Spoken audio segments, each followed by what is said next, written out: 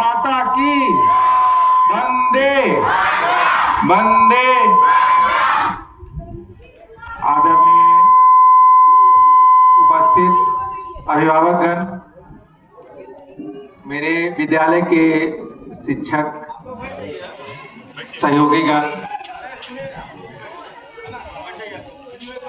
आप सभी को हमारे देश के 77वें गणतंत्र दिवस की बहुत बहुत शुभकामनाएं, बहुत बहुत बधाइयां।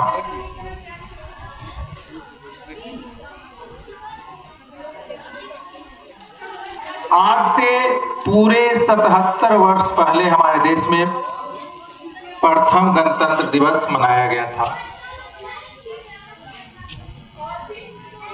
गणतंत्र दिवस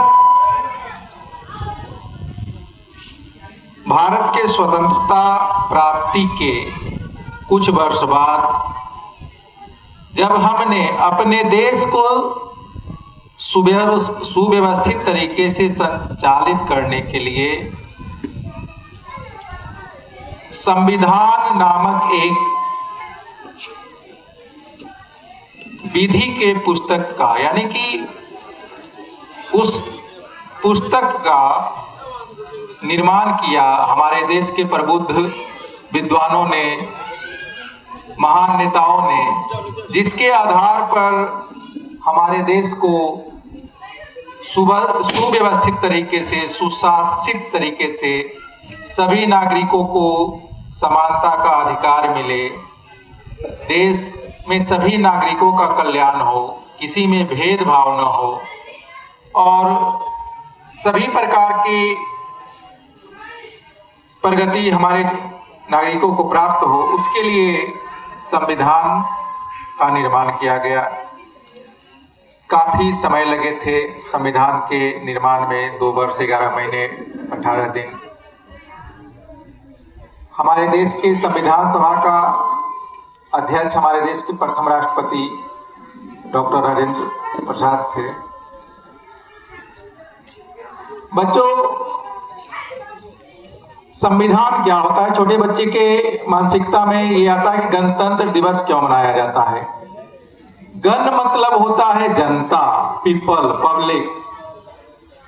तो जिस देश में शासन का मुख्य अध्यक्ष, सर्वोच्च अध्यक्ष जनता के द्वारा चुनाया गया हो, जनता का प्रतिनिधित्व करता है, उस देश को गणतंत्र देश बोला जाता है। हमारे देश के गणतंत्र का व्यवस्था का सर्वोच्च पद पे आसीन हमारे राष्ट्रपति महोदय हुए, महामहिम हुए। बच्चे, आपको हम इस सीधी सी भाषा में ऐसे समझा सकते हैं कि जैसे शुद्ध अंग्रेजी बोलने के लिए हमें ग्रामर का ज्ञान चाहिए, ताकि अंग्रेजी सीखने के लिए या हिंदी सीख व्याकरण के ज्ञान के बिना हिंदी भाषा की शुद्धता, हिंदी लिखने की शुद्धता हमेशा अधूरी रह जाएगी।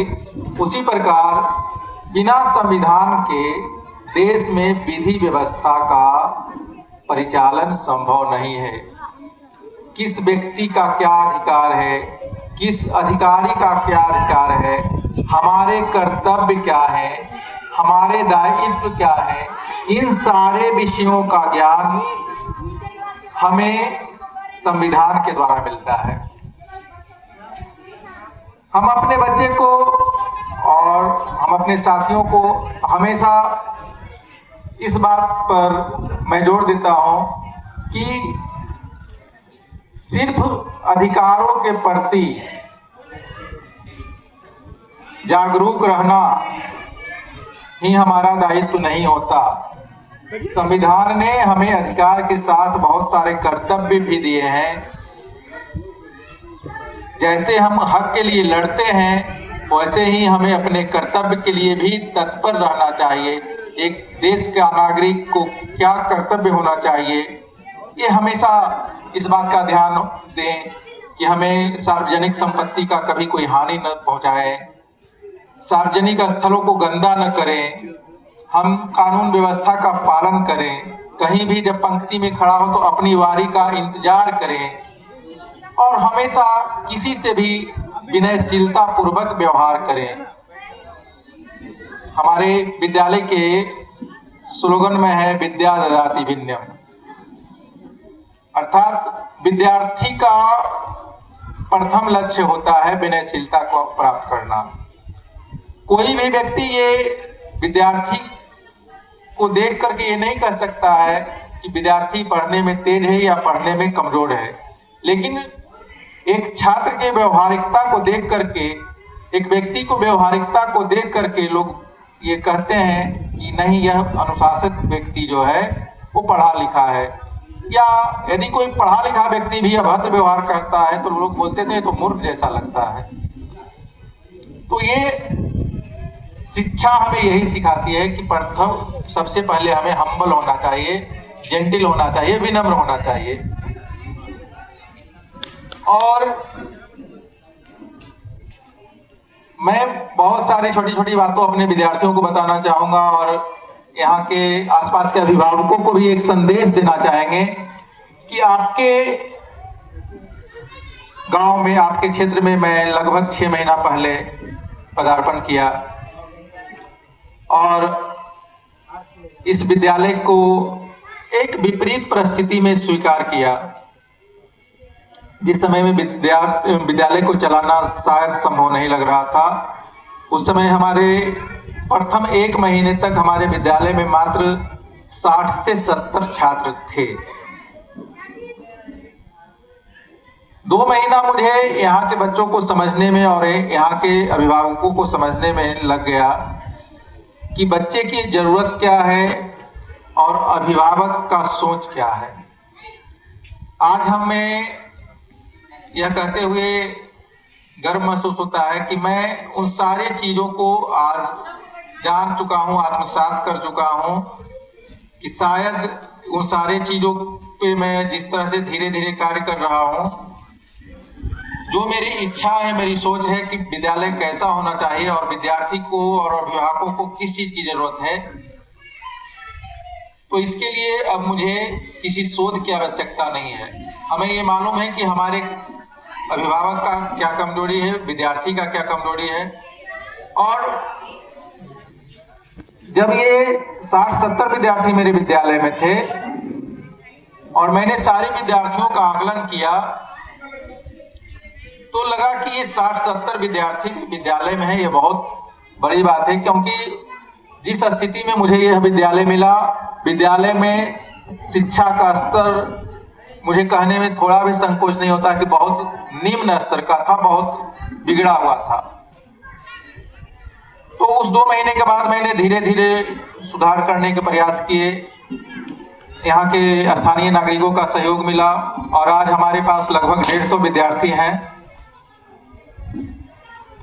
इन 150 विद्यार्थी को लाने के लिए हमें किन्हीं भी अभिभावक को अनुरोध नहीं करना पड़ा और मैं प्रतिदिन प्रयास करता हूं कि कुछ न कुछ अभिभावकों से व्यक्तिगत संपर्क में रहें, उनके जरूरतों को समझें और बच्चे के लिए उन्हें कुछ निर्देश दें, समझाएं और उन्हें बताएं कि बच्चों का चेरिश कैसे किया जाता है, बच्चों का पालन कैसे किया जाता है। बहुत मुझे लगा था कि ये सादिकपुर ग्राम शहर के नजदीक है भी और यहाँ के लोग शहरी शिक्षा से कनेक्टेड हैं, बात भी सही है। परंतु एक बहुत संख्या में बहुत से लोग कनेक्टेड हैं, लेकिन एक बहुत संख्या में जो बच्चे हैं जो आर्थिक रूप से उतने सक्षम नहीं है, जो प्रति बच्चे 2000-3000 रुपया प्रति माह भुगतान कर पाए, वो बच्चे जिस स्तर के विद्यालय में हैं और जिस उम्मीद के साथ हैं, मेरे समझ से न तो अभिभावक का उम्मीद पूरा हो रहा है, न बच्चों की आवश्यकता पूरी हो रही है। और इस 6 महीना में हमने अपने लक्ष्य को, जो मेरा सोच था कि बच्चे में स्कूल में बच्चे में ये सुधार होना चाहिए, हमने 50% प्राप्त किया है। मैंने अभी 100% प्राप्त नहीं किया हूं, मैं अपने लक्ष्य के आधे पे अटका हुआ हूं। किताबी शिक्षा के साथ साथ मेरा ये उद्देश्य है कि बच्चे खुद को समझे, बच्चे भाषा को समझे, बच्चे शालीनता को समझे, और आपके बच्चे कितने भी प्रगति कर जाए तो सबसे पहले उनके दिल में ये होना चाहिए कि मेरा परिवार, मेरे माता पिता मेरे सर्वोच्च हैं।